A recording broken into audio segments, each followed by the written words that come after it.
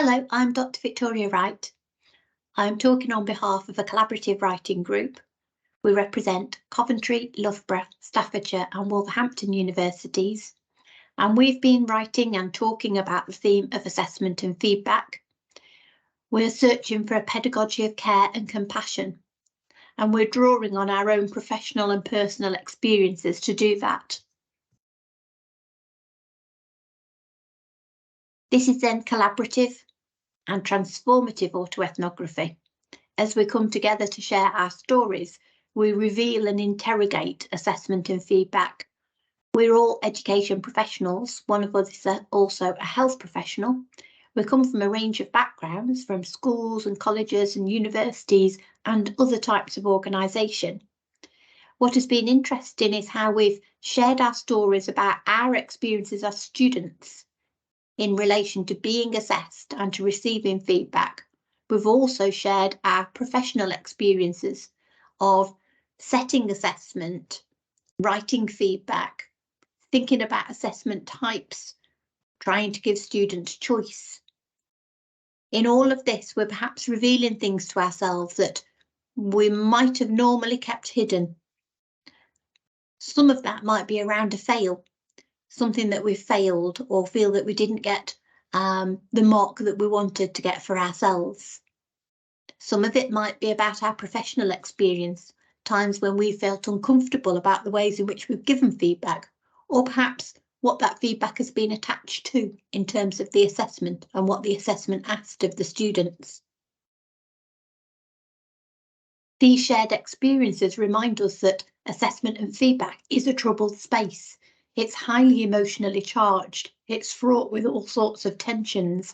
It's seen as assessment as an access or gateway to further qualifications, to employment, etc. I'm sure colleagues listening in this space will be well versed in that. What then does a pedagogy of care and compassion look like? And why can't we get there? Perhaps there are questions that we no longer dare to pose about what is assessment for. For Rancière, the contemporary mode derides questions, but still offers answers.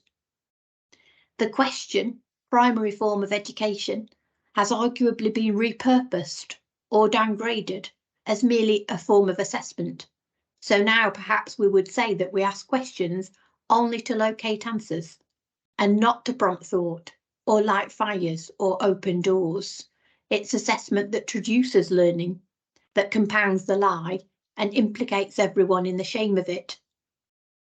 Questions. Students ask us questions all the time, in the first session or even just in the second session. They say, what's the assessment?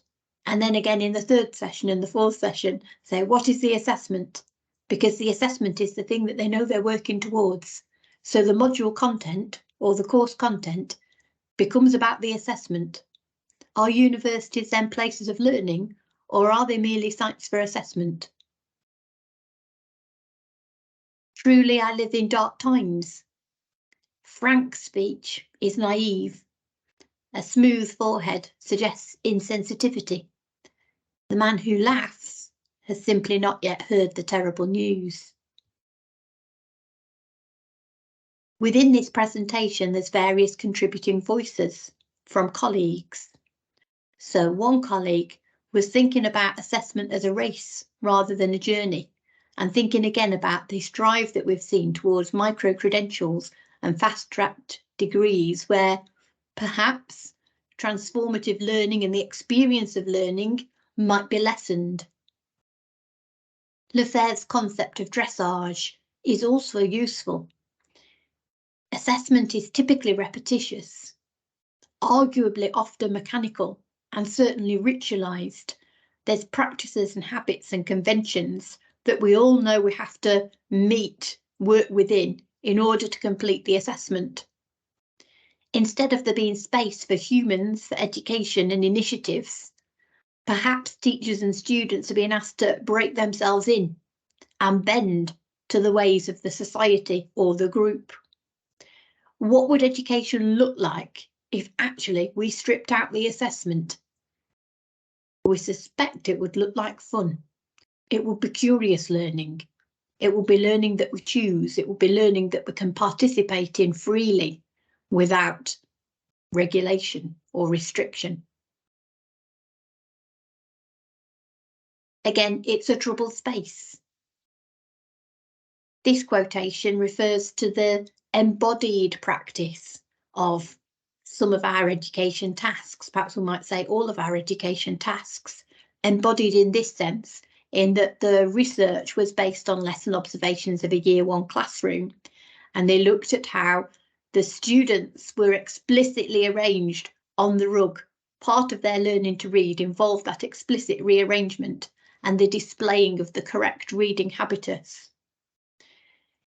In all of our learning environments, classroom setting, lecture theatre, laboratory, there are conventions in terms of ways of being in that room. One example that I brought into the writing group was when I sat a GCSE English exam and was really thrown by entering the classroom that was normally in a horseshoe layout and discovering it had got single tables. That's one exam out of a few where I can remember all the people who sat around me, because I was so thrown by the change in the learning environment. I'm not sure I knew how to behave in the space. I needed a dress rehearsal. Another colleague has thought about assessment as an aesthetic experience. Using a BS to quotation, she says, what happens when teachers appreciate their practice as artistry rather than techniques? And from her own personal reflections, she remembers doing an MA module and understanding that actually for this module, the assessment was not an essay. It was in fact an artifact with a presentation. And you can see in the quotation, she refers to a frisson of panic. I thought, oh crap, not an essay. Do I know how to do anything else? The comfort zone of essays was receding fast in the rearview mirror. And finally, she says, I already had an inkling that such a route, this different route, was freer, freeing, freedom to do and be what? As a writing group, we were interested in this example, thinking, why, when we have personally given our students a choice, including an essay, does everyone seem to choose an essay? This aesthetic approach to education is explored by Collier et al. In their account of designing aesthetic learning experiences, thinking about student teachers and thinking about how they might embrace a pedagogy of care and connection with their students. What we're looking for in this presentation, but more importantly in our personal and professional lives, in our practices, we're thinking about those spaces where we can be more fully present. And in the case of being a teacher with a student, we're thinking about those spaces where a pedagogy of care and compassion can flourish, where we can enjoy meaningful teaching and learning experiences without feeling like everything needs to be connected to a formal, fixed assessment type. Why can't we get there? All sorts of reasons that colleagues listening to this will be well versed in. Regulations, qualification as passport. Ideally, what we'd like to do is create more spaces to foster personal transformation, to enable students to transform problematic frames of reference, to shift their gaze. Reflective practices conducted under the gaze of consciousness, which foster a deeper understanding of self and life. This is singing to the idea of transformative education, of feeling more empowered, of feeling more agentic, of feeling able to express yourself freely in the context of an education classroom, but freely certainly, and not feeling like everything you say is directly connected to the assessment at the end.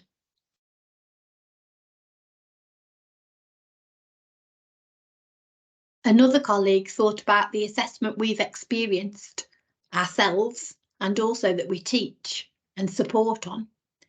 Does it provide a space for authentic practice? We're here to become more of what we potentially are. This is our real work, to become fully human, to unfold, feel safe and know we matter. Assessment spaces can connect to the idea that every day should become a work of art. Martin Luther King thought education must also train one for quick, resolute and effective thinking. To think incisively and to think for oneself is very difficult. We're prone to let our mental life become invaded by legions of half-truths, prejudices and propaganda. At this point, I often wonder whether or not education is fulfilling its purpose. And so we return back to an earlier question that we've posed. What is education for? What is assessment in education for? When we've enjoyed our learning experiences, it's been because we were curious, because we've found out new ideas, because we've been able to discuss and debate them, because we've felt challenged in a positive way, because it's connected to something in our lives, it's felt relevant and meaningful. When we get to the assessment, we might say that we feel more restricted. We know that there's a particular practice that we've got to engage in. We know that we can only put the things that the assessment requires. We can't put in anything else. We can't put in other wonderful facts and ideas that we've learnt. Thank you for listening to this presentation, and hopefully there will be a paper to follow.